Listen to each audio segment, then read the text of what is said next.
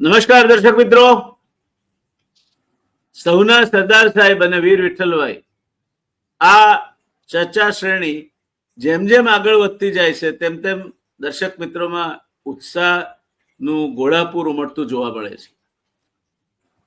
ઘણી બધી વાતો એવી છે જે રસેશભાઈએ સંશોધન કરીને સપાટી પર મૂકી છે, જે ઘણા ઓછા લોકોને ખબર છે. ત્યાં ઘણી બાબતો તો કદાચ કોઈને પણ ખબર નહીં હોય.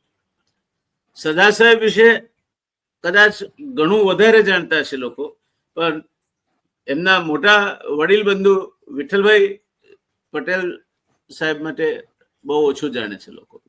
એટલે અમારો ઈરાદો એ પણ છે કે આ દર્શક વર્ગને સરદાર સાહેબનો તો પરિચય છે ને વધારે કરાવવો છે, પણ સાથે સાથે વિઠ્ઠલભાઈ સાહેબનો પરિચય પણ બહુ નજદીકથી કરાવવો છે. અને એ માટેનું પૂરતું ગૃહ કાર્ય રસેશભાઈએ કર્યું છે, પૂરતું મટીરિયલ એના માટેનું ભેગું કર્યું છે.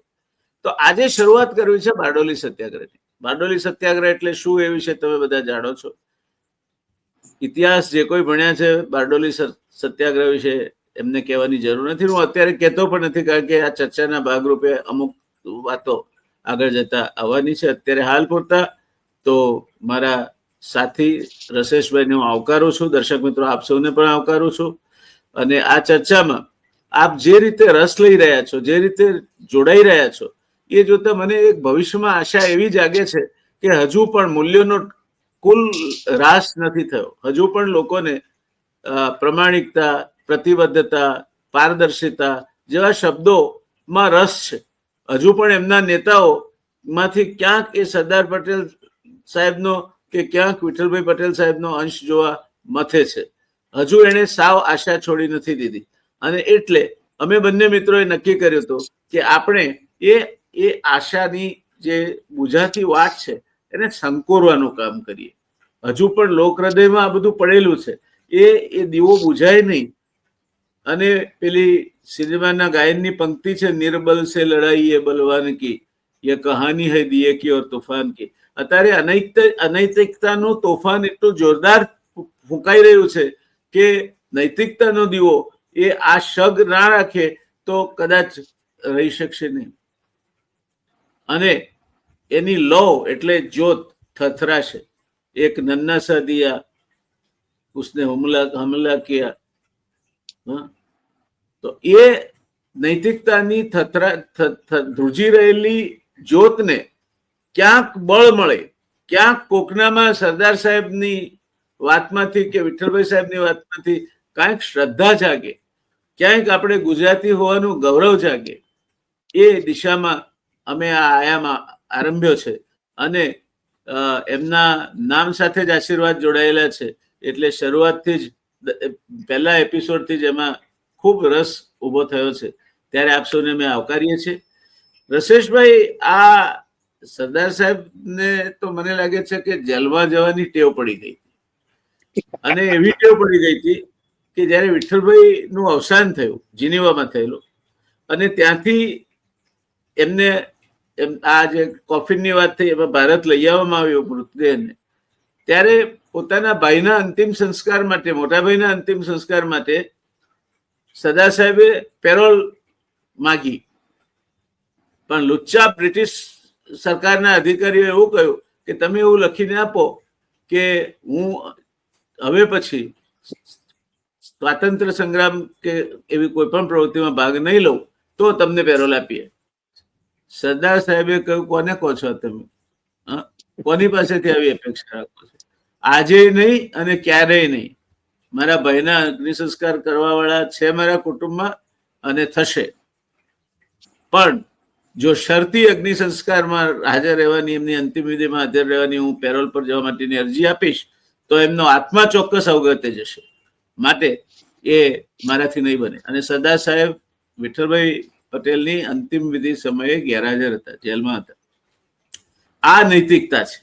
અને આ નૈતિકતાના ઉપર ઉભેલો માણસ, એને તમે શું માપી શકવાના છો?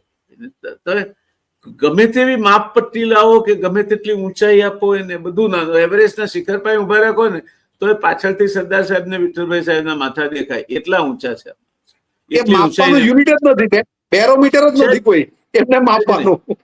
એટલે આ પરિસ્થિતિમાં આપણું કેટલું અધપતન થયું છે, આપણે કેટલા વામણા બની ગયા છીએ, આપણે કેટલા નૈતિકતા ખોઈને આજે મારું શું અને મારે શુંના રાજકારણમાં ખોવાઈ ગયા છે, આપણે કેટલા જેને કહી શકાય કે ગબડી પડ્યા છીએ, તેની વાતો આ સરદાર સાહેબ ને વિઠ્ઠલભાઈની વાત આપણે સાંભળીએ ત્યારે આપણને ક્યાંક જો હજુ ક્યાંક અંતરાત્મા જીવતો હોય, કેટલાકમાં જીવતો છે જો હું માનું છું, અને એને ઠંડોળીએ તો લાગે કે ના, જેમ ગાંધીજી માટે એક ચલચિત્ર આવેલું એમાં ગવાયેલું, પ્યાર કી રાહ દિખા દુનિયા કો, રોકે જો નફરત કી આંધી, इनमें ही कोई गौतम होगा, इनमें ही कोई होगा गांधी, होगा गांधी. એમ આપણી જ ભાવિ પેઢીમાંથી કોઈક સરદાર ને કોઈક વિઠ્ઠલભાઈ પટેલ પેદા થાય અને ફરી એવું નેતૃત્વ આપણને સાંપડે કે જેના માટે આપણે માથું ઊંચું રાખીને વાત કરી શકીએ કે નહીં, આ અમારા આગેવાનો છે, અમારા નેતાઓ છે. તેવી ભવિષ્યમાં મારી આસ્થાને આજે ફરી દોહરાવું છું કે જેમ ગાંધીજી માટે કહેવાતું હતું તેમ સરદાર સાહેબ અને વિઠ્ઠલભાઈ જેવા નવરત્નો એ પેદા થાય અને એમના યશોગાન ઘરે ઘરે પહોંચે.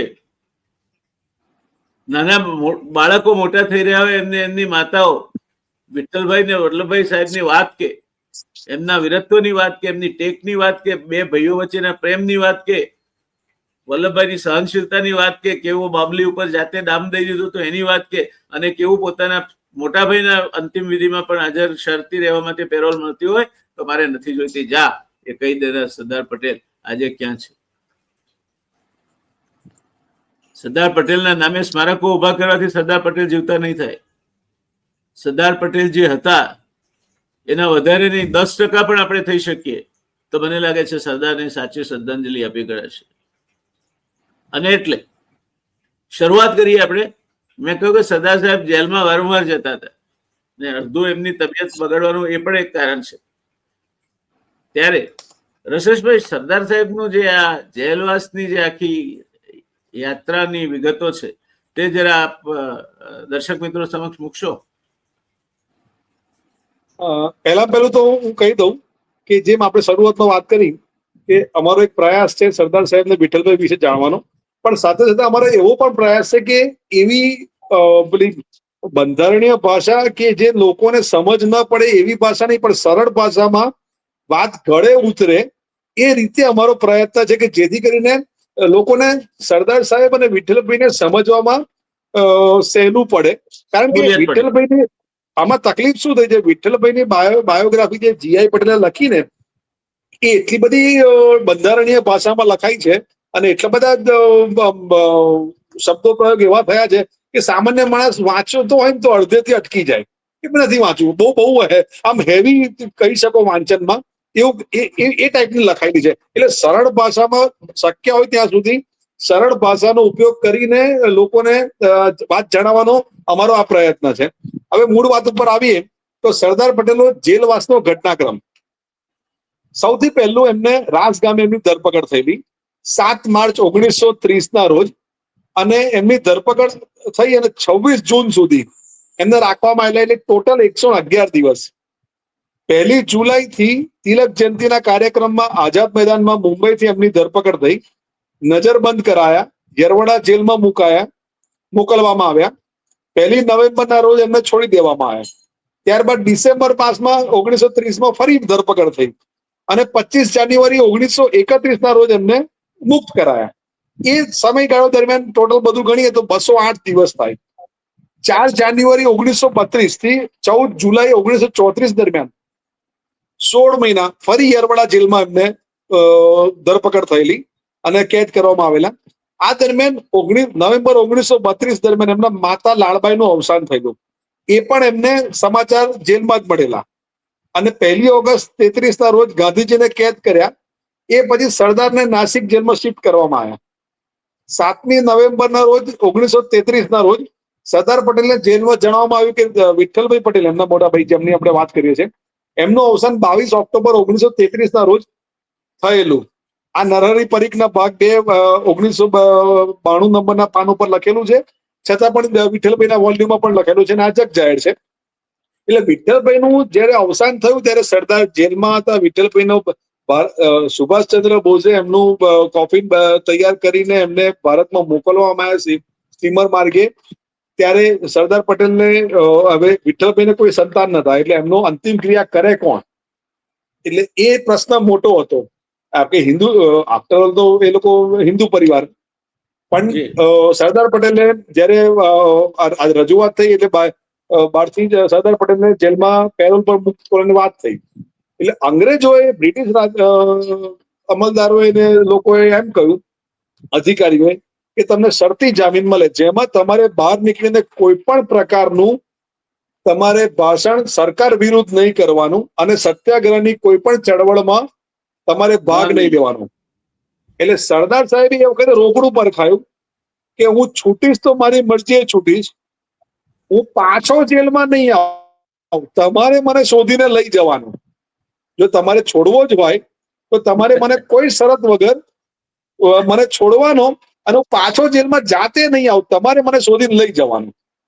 આ રીતની સરદારે એ કરી. આખરે સરદાર જેલમાં જ રહ્યા હતા. સરદાર પટેલ છૂટા પેરોલ પર છૂટા નતો થયા અને ડાયાભાઈએ એમના અંતિમ સંસ્કાર મુંબઈમાં કરેલા. ડાયાભાઈ એટલે સરદાર સાહેબના પુત્ર, સરદાર સાહેબના દીકરા અને મણિબેન સરદાર પટેલના દીકરી. અને ડાયા એ વસવસો સરદાર પટેલનો વસવસો જે વિઠ્ઠલભાઈના અંતિમ સંસ્કારમાં ના જોડાયા, એ વખતે એમણે ક્યાંક ને ક્યાંક મણિબેનને ઉલ્લેખ કરેલો કે મારે પણ વિઠ્ઠલભાઈની સાથે જ અંતિમ સંસ્કાર કરવા. અને કદાચ એટલે જ એમ સરદાર પટેલના અંતિમ સંસ્કાર પર મુંબઈ એ જ જગ્યાએ થયેલા જ્યાં વિઠ્ઠલભાઈના થયેલા, ચોપાટીમાં. એટલે એમ કહી શકાય કે એમને અંદર ખાને દુઃખ તો હતું, પણ એ દુઃખ કરતા એમને સ્વરાજ વાળું હતું, દેશ પ્રેમ વાળું હતો, રાષ્ટ્રહિત વાળું હતું, એટલે એ કોમ્પ્રોમાઇઝ કરવા તૈયાર નતા. એટલે અને પછી 17 ઓક્ટોબર 1940 વ્યક્તિગત સત્યાગ્રહમાં ભાગ લેવા જતી વખતે તેમની અટકાયત કરવામાં આવી. ત્યારબાદ 17 નવેમ્બર 40 થી 20 ઓગસ્ટ 1941 માં તેમને ફરીવાર અમદાવાદથી કેદ કરવામાં આવી. એટલે એ દિવસ ટોટલ 276 અને જે વિઠ્ઠલભાઈના અવસાનના જે દિવસ રહ્યા એ ટોટલ 922 દિવસ હતા. 9 ઓગસ્ટ 1942 ના રોજ એમને અહમદનગર જિલ્લામાં કેદ કરવામાં આવ્યા અને 15 જૂન 45 મુક્ત કરવામાં આવ્યા. એ ટોટલ 1040 દિવસ હતા. એટલે આમ જોવા જાવ તો સરદાર પટેલનો આશરે જેલવાસ છે ને 2557 દિવસ એમના જીવનકાળનો આપણે ગણી શકીએ, જે આંકડાકીય માહિતીનો જે ઘટનાક્રમ મળી રહ્યો છે એ પ્રમાણે. પણ રાજ ગામે એમની ધરપકડ થયેલી ત્યારે લોકોએ પૂછેલું કે તમારી ધરપકડ કેમ થઈ? પહેલી ધરપકડ, એમની પહેલી ધરપકડ હતી જીવનની. તો સરદારે કહ્યું, જે કામ મેં નથી કર્યું એ કામ માટે મને સજા ફરમાવવામાં આવી રહી છે કે મારી પર ભાષણ નહીં કરવાનો પ્રતિબંધ હતો, જે મેં કર્યું જ નથી ભાષણ, તેમ છતાં પણ મારી ધરપકડ થઈ રહી છે. એટલે કહેવાનો આશય શું છે કે સરદાર સાહેબ આ બધું જ નિખાલસ ભાવે સ્વીકારતા હતા પણ ખરા, અને સરકાર વિરુદ્ધ એ બોલતા હતા પણ ખરા. એટલે સરદારનો જેલવાસનો ઘટનાક્રમ 2557 દિવસનો કહી શકાય. લગભગ 8 વર્ષ જેલમાં રહ્યા, લગભગ થોડો. રશેશભાઈ, તમારી સાથે મારે આ સરદાર સાહેબે જે જવાબ આપ્યો ને કે મેં જે નહોતું કર્યું એ બદલ મને સજા કરવામાં આવી છે, તો દર્શક મિત્રો, સરદાર સાહેબની પાસે એક રૂડિમેન્ટરી સેન્સ ઓફ હ્યુમર અને સ્ટ્રેટ ફોરવર્ડનેસ હતી. એ કોઈ પણ વાતને સ્પષ્ટ રીતે આર પાર વિધિને નીકળી જાય એ રીતે પણ હસતા હસતા કહી શકતા હતા. એ જ એમની ખૂબી હતી. જેલમાં ગાંધીજીને પાટીનો ખાટલો આપતા હતા, પાટી ભરેલો ખાટલો આપતા હતા. અને આ લોકો પેલો કાથી નારિયેળના પેલામાંથી બને છોતરામાંથી કાથીના ખાટલા પર સૂતા. તો ગાંધી કે મને પણ આવો આપો, તો સરદાર સાહેબ કે આ ત્યાં બહાર કોઈ દાડો ઘરે બહેનો કઈ રીતે આદુ છોલે જોયું છે? આ કાથીના પેલા કાથી પર આદુ ઘસો ને એટલે છોતરા ઉતરી જાય, તમારા છોતરા ઉતરી જશે.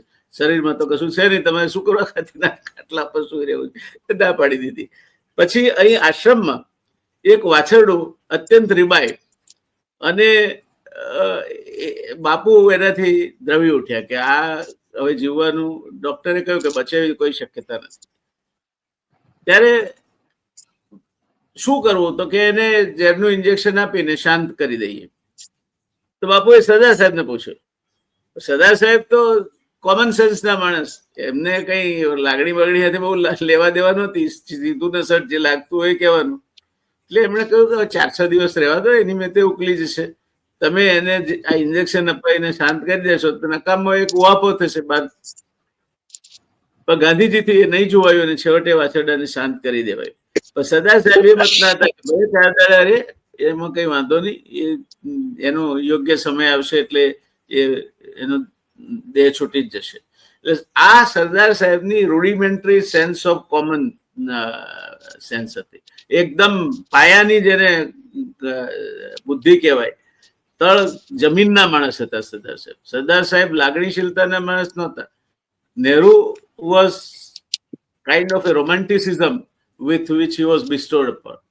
સરદાર સાહેબ એ બિલકુલ ધરતી સાથે જોડાયેલ માણસ હતા અને કદાચ એટલે જ ભારતના ભાગ્ય વિધાતા બનવાનું એમના નસીબમાં લખાયું હતું.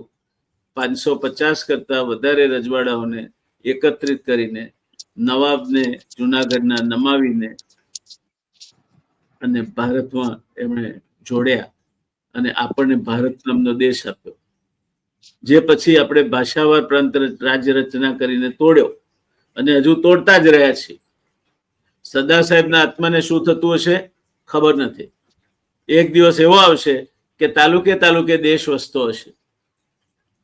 અત્યારે રાજ્યમાં પહેલા સાંભળ્યા નતા એટલા જિલ્લા થઈ ગયા છે, જિલ્લા નથી એટલા તાલુકા થઈ ગયા છે, તાલુકા નથી એટલા મહાનગરપાલિકાઓ થઈ ગઈ છે. સરદાર સાહેબનું વતનનું ગામ કરમસદ પણ આમાં ક્યાંક વિલીન થઈ જાય તો વાંધો નહીં. આ આજના રાજકર્તાઓની જે કૂટનીતિ છે એના વરવા ઉદાહરણો આપણે આપણી નજર સામે જોઈ રહ્યા છીએ. ગાંધી આશ્રમ 5 સ્ટારમાં કન્વર્ટ થઈ રહ્યો છે, આપણે આપણી નજર સામે જોઈ રહ્યા છીએ. કદાચ બાપુ જીવતા હોત તો અમરનાથ સત્યાગ્રહ પર ઉતર્યા હોત. આ સરદાર સાહેબ હતા. દર્શક મિત્રો, આ તમે પૂછવું છે, ડાબી બાજુ હૃદય પર હાથ મૂકો ને અને કહો આપણે લાયક છીએ સરદાર સાહેબના વારસદારો કહેવાને? હું નથી માનતો. આપણે એક મક્કાર, જુઠ્ઠી, બેઈમાન, લાંચ રૂશ્વત કરનારી, ચારિત્રહીન પ્રજા તરીકે આપણું નામ કાઢ્યું છે. સરદાર સાહેબ કે વિઠ્ઠલભાઈ સાહેબના પેગડામાં પગ નાખવાની તો આપણે લાયક નથી.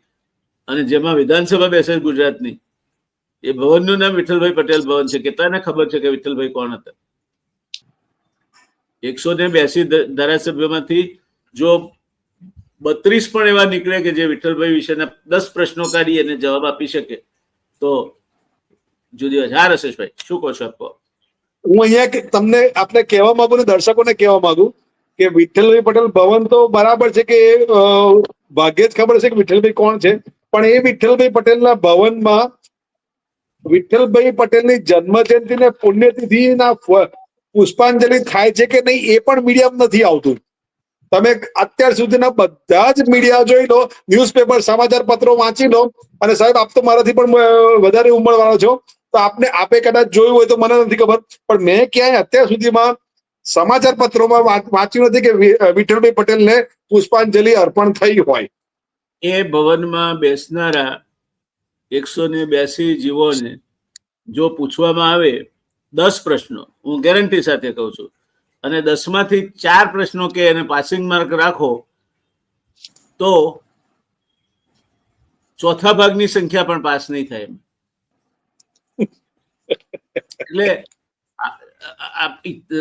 હર્બર્ટ સ્પેન્સરે બહુ સરસ કહ્યું છે કે history remembers those who remember the history. ઇતિહાસ એમને યાદ રાખે છે જે ઇતિહાસને યાદ રાખે છે. આપણે ઇતિહાસ ભૂલવા માંડ્યા છીએ, ઇતિહાસ સાથે ચેડા કરવા માંડ્યા છીએ, ઇતિહાસમાં વાલા દવલા કરવા માંડ્યા છીએ. કોઈ પણ મહાન પ્રજા પોતાના ઇતિહાસની સાથે ચેડા ક્યારેય નથી કરતી. લિંકનનું ઘર લિંકનનું ઘર જ રહે છે. ચર્ચિલની બહુ ઇજ્જત આબરૂ સારી નહોતી એના વિસ્તારમાં. એ જયારે રહેવા જાય એના પોતાના બાપિકા ઘરે, ત્યારે આજુબાજુના ગ્રોસરી વાળા એમના સ્ટોર બંધ કરી દે એટલી સારી ઇજ્જત આબરૂ હતી.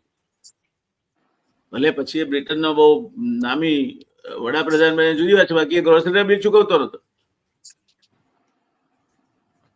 અને ચર્ચિલને જેટલું જે ટ્રાફાલ્ગર સ્ક્વેરમાં નાગરિક સન્માન બ્રિટિશ પ્રજાએ આપ્યું છે એટલું બ્રિટનની પ્રજાએ કોઈ વડાપ્રધાને નથી આપ્યું. અને એ બ્રિટનની પ્રજાનું શાણપણ જુઓ, એ પછી તરત ચૂંટણી આવી તો કે લડાઈ માટે ચર્ચિલ બરાબર હતો, ઉગ્ર સ્વભાવ છે, લડાયક મિજાજ છે, ખુમારી છે, પણ હવે શાંતિમાં આપણે બધું ઊભું કરવું પડશે, પુનઃનિર્માણ કરવું પડશે, કામદારોને કામે લગાડવા પડશે, યુવાનોને શિક્ષણ આપવું પડશે, એટલા માટે ચર્ચિલ નહીં ચાલે. પણ ચર્ચિલના વિરુદ્ધ તો કંઈ કહી શકાય એવું નહોતું. એટલે એક જ રસેશભાઈ એક જ સ્લોગન, અને ચર્ચિલ અને એની પાર્ટી હારી ગયા. એક જ slogan, cheer Churchill, cheer Churchill, vote Labour. Cheer Churchill, vote Labour. અને ક્લેમન્ટ એટલી બ્રિટનના નવા વડાપ્રધાન બન્યા. ચર્ચિલ પોતે ચૂંટણી હારી ગયા. આ જે પ્રજાની જાગૃતતા છે, એ જાગૃતતા મારા ભારત દેશની પ્રજામાં ક્યારે આવશે? અહીં તો હજુ આપણે વોટ ચોરીને આમ તેમ નાના મોટા ઈવીએમ મેનેજમેન્ટ ને એના કૌભાંડોમાંથી જ બહાર નથી આવતા. ક્યારે આવશે આપણામાં સભાનતા? આમાં તકલીફ શું છે સાહેબ, કે ભગતસિંહ દરેકને ગમે છે, ભગતસિંહ આઝાદી માટે ફાંસી ચડે એ દરેકને ગમે છે, પણ એ મારા ઘરનો ના હોવો જોઈએ, બાજુના ઘરનો હોવો જોઈએ. આજની મેન્ટાલિટી આ છે કે તું લડ, હું નહીં લડું. તકલીફ ક્યાં છે? તો કહેવાના છે આગળ વધો. હા, એટલે કહેવાના છે કે આજના જમાનામાં ખુમારી આપણે ક્યાંક ખોઈ બેઠા છે, કાં તો આપણે એ ખુમારી વાપરવા નથી માંગતા કે ભાઈ મારું શું થશે, જે આપણે કહ્યું મારું શું મારે શું, એમાં આપણે અટવાઈ ગયા છે ક્યાંક. તકલીફ ત્યાં છે. અચ્છા રશેશભાઈ, આ બારડોલી સત્યાગ્રહ શું હતો? સરદારનું બિરુદ ક્યાંથી પામ્યા? જેમ મહાત્મા એવું બિરુદ કવિવર રવિન્દ્રનાથ ટાગોરે આપ્યો હતો, અને સામે એમણે કવિવરનું સન્માન કરતા કહ્યું ગુરુજી. એટલે ટાગોરને એક આદર્શ શિક્ષક અથવા ગુરુનો ઇલ્કાબ મળ્યો. મહાત્મા ગાંધી એ મહાત્મા તરીકેનું બિરુદ એમને રવિન્દ્રનાથ ટાગોરે આપેલું. એમ આ સરદાર ક્યારે બન્યા અને શું એના પાછળનો ઇતિહાસ છે? આમાં બારડોલી સત્યાગ્રહ સરદારના જીવનનો એટલો મોટો ટર્નિંગ પોઈન્ટ હતો કે સરદારની ખ્યાતિ વિશ્વમાં, દેશમાં તો થઈ પણ વિશ્વમાં પણ થઈ. અને સરદારની ગણના એક ઓર્ગેનાઇઝર તરીકે થવા માંડી કે જો બ્રિટિશરોને એક ડર જો બેઠો હોય તો બારડોલી સત્યાગ્રહ અને દાંડી કૂચથી બેઠેલો. અને બારડોલી સત્યાગ્રહ સરદારનો એટલો મોટો સત્યાગ્રહ બન્યો હતો કે જેમાં સરદારની ખ્યાતિ દેશ વિદેશ પહોંચેલી. બારડોલી સત્યાગ્રહ પહેલા બોરસદ અને ખેડા સત્યાગ્રહ બનેલા. એ આમ જોવા જઈએ તો નાના છમકલા હતા, જેમાં સરદારનું ટ્રેનિંગ પીરિયડ કહો કે ઇન્ટર્નશીપ કહો કે બધું હતું. પણ એમાં થયેલા કાર્યો અને ભૂલો હોય કે જે સમીક્ષાઓ કહો કે વિશ્લેષણ કહો, એના પરથી એમણે બારડોલી સત્યાગ્રહ જે કર્યો અને એમાં જે અપાર સફળતા મળીને સત્યાગ્રહ અને આઝાદીની ચળવળને જે જોર મળ્યું ને, એ બારડોલી સત્યાગ્રહ. અને બારડોલી સત્યાગ્રહ દરમિયાન જ એમની જે કાર્યશૈલીથી લોકો આકર્ષાયા, એમના જે રણનીતિથી લોકો આકર્ષાયા. અને એક સભામાં મકોટી ગામના ભીખીબેને કહ્યું કે આજથી તમે અમારા સરદાર. મકોટી ગામના. મકોડી? હા, મકોટી ગામના ભીખીબેને કહ્યું કે ભીખીબેને કહ્યું કે આજથી તમે અમારા સરદાર. અને પછી ગાંધીજીએ પણ એમને સરદાર તરીકે સંબોધવાનું ચાલુ કર્યું. અને પછી તો વિશ્વમાં સરદાર વલ્લભભાઈ સરદાર પટેલ તરીકે જ ઓળખાયા. ભાગ્યે જ કોઈ એમને વલ્લભભાઈ તરીકે ઉલ્લેખ કરે, કાં તો પત્રમાં કે એમાં કરે, પણ પત્રમાં પણ સરદારજી, સરદાર પટેલજી એવી રીતે જ એમનો ઉલ્લેખ થતો હતો. પણ કહેવાનો આશય કે બારડોલી સત્યાગ્રહમાં થયું. પણ બારડોલી સત્યાગ્રહ આમ સત્યાગ્રહ જેવી વાત આપણે કરીએ ચાલે, પણ બારડોલી સત્યાગ્રહમાં ઘણી બધી એવી ઘટનાઓ ઘટેલી કે જે કદાચ સત્યાગ્રહની જ ક્રોનોલોજીમાં પહેલી વખત ઘટેલી. એમાં બે વાતો કરવા માંગુ. એક તો એક ચમત્કારિક ઘટના બનેલી. ચમત્કારિક એટલે કે લોકોને સરદાર પટેલ પર અપાર શ્રદ્ધા હોય, એ તમે નોર્મલી સરદાર સાહેબને મળો અને એમના વ્યક્તિત્વથી પ્રભાવિત થાવ અને એક અપાર શ્રદ્ધા પેદા થાય, એ વસ્તુ જુદી. અને વગર મળીએ જે શ્રદ્ધા પેદા થઈ ને એવો એક પ્રસંગ છે જે મહાદેવભાઈ દેસાઈએ ધ સ્ટોરી ઓફ બારડોલીમાં આલેખન કરેલું છે. હવે જયારે એ વખતે બારડોલી સત્યાગ્રહ વખતે લોકોએ સરકારને સંપૂર્ણ રીતે અસહકાર આપવાનું ચાલુ કર્યું, એટલે સરકારે બધા જપ્તીના અને મહેસૂલ નહીં ભરવાનો જયારે નિર્ણય લેવામાં આવ્યો એટલે સરકારે જપ્તીના આદેશો આપ્યા. એ જપ્તીના આદેશોમાં ભેંસ, જાનવર જે કંઈ પણ હોય એમના રાચ રચીલા ફર્નિચરો બધું જ લઈને સરકાર જપ્તી કરતી હતી, જમીનો પણ જપ્તી થયેલી. એવા સમયે લોકોને ડર બેસાડવા માટે હવે બારડોલી જે ગામ છે, મૂળ ગામ, આમ જનરલી એ ટાઈમે કેવું હતું, ગામમાં પોળો હોય, જેવી રીતે સિદ્ધપુરમાં છે, કરમસદમાં છે, દરેક ગામમાં નાની મોટી પોળ હોય, ગલીઓ હોય. એ ગલીઓમાંથી કોઈ બહાર ના આવે, જેને આપણે કર્ફ્યુ કહીએ છીએ, એવો કર્ફ્યુ જેવો માહોલ કરી દીધેલો. અને પઠાનો એમના અમલદારો હતા, પોલીસ અમલદારોમાં. બ્રિટિશ રાજમાં પઠાનો હતા. આમ પઠાનો પણ ઘણા બધા આઝાદીની લડતમાં જોડાયા છે, પણ પોલીસ અધિકારીઓ પણ પઠાણો હતા. એ તમે નકારી ના શકો. એ પઠાણોને દરેક ગલીઓમાં અલગ અલગ જગ્યાએ મૂકી દીધેલા. હવે એક ઘર એવું હતું, સરકારી વૃદ્ધ પેન્શનરનું ઘર હતું. સરકારી હતું એટલે બ્રિટિશ સરકારનું જ પેન્શનદાર હોય, બીજું તો કોઈ હોય નહીં, કારણ કે એ વખતે બીજું કોઈ સરકાર હતું નહીં. એ પેન્શનર વૃદ્ધ દંપતી ઘરમાં અંદર બેઠેલું હતું, પણ એ દંપતીમાંથી જે વૃદ્ધા હતી એ બારી પર બેઠી બેસી રહે અને પેલા પઠાણને જોયા કરે. અને પઠાણ એવી રીતે ડરાવે કે જાણે હમણાં એક લાત મારીને દરવાજો તોડીને ઘરમાં ઘૂસી અને બધું જપ્તી કરી જશે, એવી રીતે એ લોકોને ડરાઈને રાખેલા. પણ જેમ જેમ ચાલતું ગયું એમ સરદારને ખબર પડતી ગઈ. સવારે 2 વાગ્યાથી ત્યાં એ ગલીઓમાં માણસો તૈનાત કરી દીધા. 6 વાગે, સાંજના 6 વાગ્યા સુધી તો એટલો બધો માહોલ થઈ ગયો જાણે એક ચકલું ના ફરકે. પણ હવે બારડોલી સત્યાગ્રહ દરમિયાન લોકોને પ્રતિજ્ઞા પત્રો પર સહી કરાવેલી કે ભાઈ હું કોઈ પણ કશું પણ થાય, મારું જાનનું જોખમ આવે કે કંઈ પણ થાય, હું સરકારને આ મહેસૂલ નહીં ભરું, કંઈ પણ આ રકમ જે બારડોલી સત્યાગ્રહની છે એવું ભરીશ નહીં. પણ આ વૃદ્ધ પેન્શનરે એ પ્રતિજ્ઞા પત્ર પર પણ સહી નથી કરી. પણ તેમ છતાં દબાણ લાવવા માટે, ડરનો માહોલ લાવવા માટે એ લોકોએ પઠાણોની બધી ત્યાં આખું ઘર ઘેરીને બેસી ગયેલા. સરદારને ખબર પડી એટલે સરદાર ચાલતા ચાલતા નીકળ્યા. એમને સરદાર બ્રિટિશરનો કાયદો તોડવાનું તો આ લોકોને પાઈ ગયેલું, એટલે એમની મેં એ લોકો આખું ટોળું ધીમે ધીમે બધાને એ કરવા ગયું. ત્યારે સરદારે એ વૃદ્ધાને જોયા અને બહારથી પૂછ્યું કે માજી, તમને ડર નથી લાગતો આ પઠાણ ઉભો છે તો? પણ તમે ડરશો નહીં, અમે છે તમારી જોડે.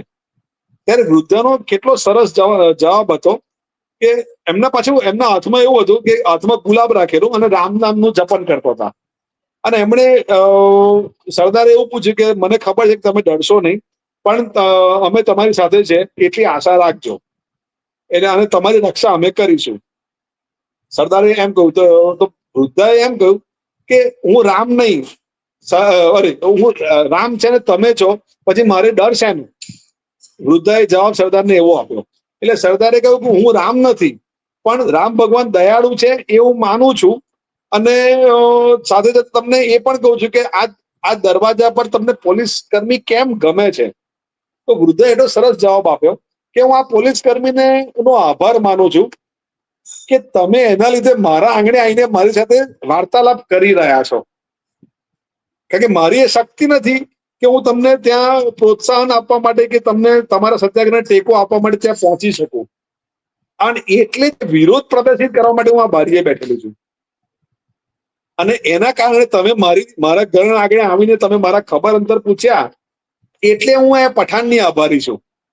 તમે વિચાર કરો કે લોકોને સરદારને મળ્યા વગર પણ આવી શ્રદ્ધા કેવી રીતે હોઈ શકે? એ વ્યક્તિત્વ કેટલું તેજસ્વી વ્યક્તિત્વ હશે કે એનો ઓરા એ નથી છતાં એ ઓરા ફેલાયેલો છે. જી, વિચાર કરે, વિશ્વાસ કેટલો વધી ગયેલો. ઘણીવાર માણસના વ્યક્તિત્વની સુગંધ એ એના કરતા ઘણી આગળ નીકળી જતી હોય છે. અને સરદાર સાહેબ એક એવું વ્યક્તિત્વ હતા કે જેના નામની સુવાસ એટલી હતી કે એનામાં વિશ્વાસ મૂકતા લોકો ડરતા નહોતા, અને એટલે જે સરદાર હતા. એટલે સરદાર સાહેબે પોતાનું જે ભીખીબેને એમને જે ઇલકાબ આપ્યો સરદારનો કે આજથી તમે અમારા સરદાર, એ જીવ્યા ત્યાં સુધી એ લોકોના સરદાર જ રહ્યા. બીજા એમની જગ્યાએ કોઈ હોત તો તબિયતનું બહાનું બતાવીને આરામ પણ ફરમાવી શક્યા હોત, પણ જરા પણ આરામ કર્યા વગર દેશી રાજ્યોનું વિલીનીકરણનો આખો કાર્યક્રમ સાંગોપાંગ પાર ઉતાર્યો. એક મિનિટ, ભીખીબેનનો ફોટો પણ આવતા એપિસોડમાં હું આપને મૂકીશ, જેથી કરીને દર્શક મિત્રોને જણાવી શકાય કે આ ભીખીબેન હતા. જે જલ્દી કોઈની પાસે છે નહીં, મળતો નથી, પણ આપણી પાસે છે. એ ભગવાનની કૃપા છે આપણી પાસે. જી મોકલજો. હવે બારડોલી સત્યાગ્રહમાં રચાયેલી ઘણી બધી કવિતાઓ છે, અને એ વખતે સત્યાગ્રહોની એક ખૂબી એ હતી કે એમાં ગીતો દેશભક્તિના અને કવિતાઓ રચાતી, લોકભોગ્ય શૈલીમાં રચાતી, ગવાતી, પ્રભાત ફેરીમાં ગવાતી, ત્યાંથી માંડીને સરઘસ નીકળે ત્યાં સુધી ગવાતી, અને એના કારણે લોકોમાં એક જોમ અને જુસ્સો પ્રગટ થતો. તો આ બારડોલી સત્યાગ્રહની એકાદ કવિતાનું કઈ આપની પાસે હોય તો આપ નિદર્શન કરી શકો. આમાં છે ને બારડોલી સત્યાગ્રહમાં આમ જનરલી કેવું છે કે યુદ્ધ ગીતો આપણે સાંભળ્યા હોય કે યુદ્ધમાં પરેડ વખતે ગીતો ગાઈને પેલો જુસ્સો જમાવાનો હોય, એટલે યુદ્ધ ગીતો જનરલી આપણે જાણતા હોઈએ. પણ બારડોલી સત્યાગ્રહ એટલા માટે પ્રચલિત વધારે થયો કે સત્યાગ્રહી ગીતો નો પ્રયોગ પહેલી વખત થયો હતો, અને એ લોકગીતોની ઢબમાં થયો, અને પછી એ એટલો બધો પ્રચલિત થયો કે ભારતભરમાં દરેક સત્યાગ્રહમાં અલગ અલગ રીતે સત્યાગ્રહી ગીતો બનતા ગયા, લખાતા ગયા અને ગવાતા ગયા. એટલે કોમ્યુનિકેશન સ્ટાઇલ. હા, એટલે કહેવાનો એટલે કારણ કે એમાં એક બહુ જ સરસ નામ કહું તો ફૂલચંદ શાહ તંબોળી, ફૂલચંદ તંબોળી, એમણે વઢવાણ ગામના ફૂલચંદજી, અને એમણે ગાંધી સાથે રહેતા હતા, અને બારડોલી સત્યાગ્રહ દરમિયાન એમણે અમુક ગીતો લખેલા, લોકગીતો. એ પછી એમના પછી ઘણા બધા કવિઓએ લખ્યા, નામી બેનામી દરેક કવિઓએ લખ્યા, પણ ફૂલચંદ શાહે ઘણા બધા ગીતો લખેલા. આપણે સરદાર પિક્ચર જોયું હોય ને તો એમાં ડંકો વાગ્યો રે લડવૈયા સુરા જાગજો રે, એ બારડોલી સત્યાગ્રહનું જ ગીત છે. એવા અત્યારે મારી પાસે મારી જાણકારીમાં 19 ગીતો છે, જે હું તમને જણાવું તો આપણને ખ્યાલ આવે કે લોકો કેટલા સરસ રીતે લખતા હતા. એમાં વલ્લભભાઈના નામના ગીતો બન્યા છે. વલ્લભભાઈના નામના ગીતોની આખી ચોપડી છે, લોકોએ છપાઈ છે. તમે વિચાર કરો કે વલ્લભભાઈ માટે શ્રદ્ધા કેટલી. એમાં કવિતા એવી છે કે અમે પ્રતિજ્ઞા લીધી પાડશું રે, પછી બીજી છે સુરા જીતે સંગ્રામ માથા મેલી રે, તારા વાગે નગારા હવે અંત ના રે. એટલે બ્રિટિશરોને એમ કહે છે કે તારા નગારા હવે અંતના વાગી રહ્યા છે. હા, પછી નહીં હટશે બહાદુરો પાછા નહીં હટે, અમે રોપ્યો સત્યાગ્રહનો માંડવો રે. આ તો ઘણું બધામાં વાગ્યું પણ છે. અમે ડરતા નથી હવે કોઈથી રે, ડંકો વાગ્યો લડવૈયા સુરા જાગજો રે. સરદારની ફિલ્મમાં શરૂઆતમાં ગાયન આવે છે. યજ્ઞ અમે માંડ્યો રે, બાણ વાગ્યા સરકારના છાતીએ રે, વીર હાક લાગે છે સુરા સંતાન અમે સૌના, કોણ કહે છે લોકો ડરશે, સતનો માંડ્યો છે સંગ્રામ. એટલે સત્યનો સંગ્રામ માંડ્યો છે, તો જે થશે એ જોયું જશે એમ. યુદ્ધમાં એટલે યુદ્ધમાં નહીં સરકાર ફાવે યુદ્ધમાં એમ. એટલે યુદ્ધમાં નહીં ફાવે સરકાર, જે દુઃખ પડે તે પડવા દેજો રે, પણ ડરતા નહીં. ડરતા નથી સરકારથી રે, નહીં ભરીશું સરકારી મહેસૂલ નહીં ભરીશું, લાજ રાખી પ્રભુએ આપણી રે, હાક વાગી વલ્લભની વિશ્વ અમારે. એટલે આવી કવિતાઓ, આવી 19 કવિતાઓ તો મારી પાસે અત્યારે લિસ્ટ છે, જે મને લાગ્યું પ્રચલિત બની જણાવવું જોઈએ કે સત્યાગ્રહી ગીતોમાં પછી આગળ પણ બન્યા છે. દાખલા તરીકે નહીં નમશે નિશાન ભૂમિ ભારતનું, એ પછી આગળ જતા બની છે કવિતાઓ એના પર. પછી નડિયાદના કવિ હતા, એ પણ ફૂલચંદ હતા. એટલે હું ઘણી વખત એમ કહું, બાપુની બગીચાના બે ફૂલ, ફૂલચંદ શાહ અને ફૂલચંદ તંબોળી, ફૂલચંદ તપોડી વઢવાણના અને ફૂલચંદ શાહ નડિયાદના. આ બધા કવિઓ તો વિરલ વ્યક્તિત્વ હતા બધા. જી જી. તો દર્શક મિત્રો, બારડોલી સત્યાગ્રહે વલ્લભભાઈ ઝવેરભાઈ પટેલને સરદાર બનાવ્યા અને એ એમનું કોન્વોકેશન એટલું પાકું હતું, ભીખીબેને જે ડિગ્રી આપી એટલી પાકી હતી કે ત્યાર પછી સરદારની આગળ બીજું કશું જ લાગી શક્યું નહીં. સિર્ફ સરદાર હી કાફી હૈ. તો એ સરદાર સૌના સરદાર બનીને રહ્યા. સરદાર સરદાર હતા, એક વિરલ વ્યક્તિત્વ હતું, એમનામાં હિંમત હતી, સાથે એમનામાં રમૂજ પણ હતી. એમનામાં કુશાગ્ર બુદ્ધિ હતી, સાથે આંટી ગુટી ઉકેલવાની વ્યવહારુ સમજ પણ હતી. આવું વ્યક્તિત્વ એ ભાગ્યે જ સદીઓમાં એકાદ પેદા થતું હોય છે અને એક શુભક સંયોગ હતો કે એક એવો યુગ હતો કે જ્યાં આટલા બધા રત્નો એક સાથે ભારત દેશમાં ઉતરી આવ્યા હતા. પૂજ્ય બાપુથી માંડીને, પંડિત જવાહરલાલ નહેરુથી માંડીને, સરદાર સાહેબથી માંડીને, વિઠ્ઠલભાઈ સાહેબથી માંડીને અનેક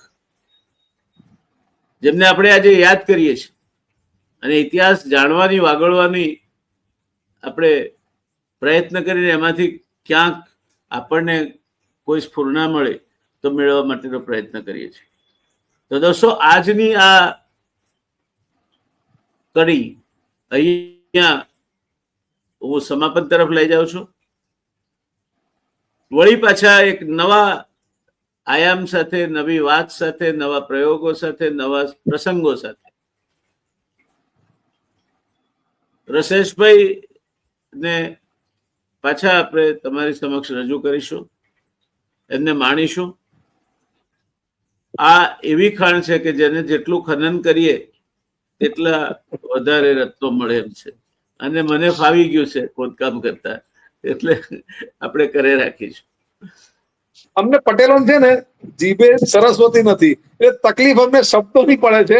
શબ્દોની મારામારી અમારે થઈ જાય છે. તકલીફ મોટી ત્યાં છે અમારે. નહીં, એવું નથી હોતું, પણ ઠીક છે. શબ્દો એ સરસ્વતી છે ને. 5 વસ્તુ રશેશભાઈ ઈશ્વરદત્ત છે, દર્શક મિત્રોને કહેવા માંગુ છું. એક, જન્મ ઈશ્વરદત્ત છે, મૃત્યુ ઈશ્વરદત્ત છે. કોઈ માણસના કપાળમાં એક્સપાયરી ડેટ લખેલી નથી હોતી. ત્રીજું, શાન, શૌકત, ઇજ્જત, આબરૂ, આ ઈશ્વરદત્ત છે. ચોથું, સત્તા ઈશ્વરદત્ત છે. સરદાર બારડોલી સત્યાગ્રહમાંથી સરદાર બન્યા તો છેક સુધી સરદાર જ રહ્યા. ગાંધીજી એક પણ ચૂંટણી નહોતા લડ્યા, એ કઈ ગુજરાત વિધાન સભાની લડ્યા હતા, હારી ગયા હતા. એટલે એ ઈશ્વરદત્ત છે. અને લક્ષ્મી અને સરસ્વતી ઈશ્વરદત્ત છે. અને આ ઈશ્વરના આશીર્વાદ સાથે પ્રાપ્ત થયેલ લક્ષ્મી હોય, ઈશ્વરના આશીર્વાદ સાથે જયારે પ્રાપ્ત થયેલ સરસ્વતી હોય, ત્યારે ડિગ્રી જરૂરી નથી હોતી. તુલસી, મીરા, કબીર, કોઈની પાસે કોઈ ડિગ્રી નહોતી અને આમ છતાંય આપણે યાદ કરીએ છીએ. સાંદીપની યુનિવર્સિટીના વિદ્યાર્થી ગીતાનો બોધ કર્યો, હજુ લોકો એના પર ભાષ્ય લખ્યા કરે છે. એટલે સરદાર સાહેબને આપણે માણવા છે, વિઠ્ઠલભાઈ સાહેબના પાસેથી પણ ઘણું બધું જાણવું છે. વળી પાછો સાક્ષાત્કાર કરીશું અને આપણા દર્શક મિત્રો સમક્ષ રજૂ કરીશું.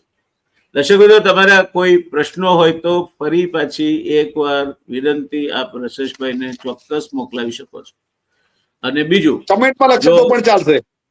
જી, કમેન્ટમાં લખશે તો પણ ચાલશે, એટલે આપણે કમેન્ટમાં તો પણ ચાલશે. અને બીજું કે સામાન્ય રીતે આપણે આળસુ પ્રજા છે. હવે આળસની પણ એક ચરમસીમાએ પહોંચ્યા છે આપણે, કે કોઈ ચાવીને મોંમાં મૂકે તો મારે કોળીઓ ઉતારવો પડશે એવું પૂછવા સુધીની આપણામાં હિંમત આવી ગઈ છે. મારી વિનંતી છે તમને, એક સર્વે એવું બતાવે છે કે 100 માણસ કોઈ ટેલિવિઝન શો અથવા તો આવો યુટ્યુબરનો કોઈ શો જોતો હોય તો એમાંથી 25 થી 30 થી વધારે લોકો રજીસ્ટર નથી કરાવતા, સબસ્ક્રાઇબ નથી કરતા. પૈસો એ લાગતો નથી સબસ્ક્રાઇબ કરવાનો, પણ નથી કરતા. તો તમે ના કર્યું હોય ને તો કરી દેજો, એમાં તમારે પૈસો ખર્ચવાનો નથી, પણ અમને એનાથી ચોક્કસ પ્રોત્સાહન મળશે. We care for your love, we care for your blessings, we care for your affection. તમે તમારા મિત્ર વર્તુળમાં જેટલો વધારે પ્રચાર થાય એનો એટલો કરશો તો અમને આનંદ થશે. તો આ વાત સાથે આપની રજા લઉં. રસેશભાઈ, ખૂબ ખૂબ આભાર. આપે ખૂબ રસપ્રદ વાતો કરી અને મળતા રહીશું સમયાંતરે. આપણે અઠવાડિયામાં 2 વખત દર્શક મિત્રો સામે હાજર થવાનું છે, તે ક્રમ જાળવી રાખીશું. ધન્યવાદ. જય સરદાર, જય જય ગરવી ગુજરાત.